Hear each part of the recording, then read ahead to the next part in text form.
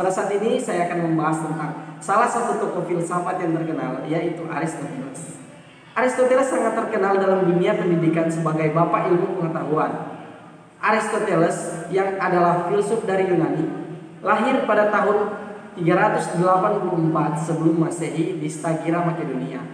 Lalu ia wafat pada tahun 322 sebelum Masehi di Chalcis, Yunani.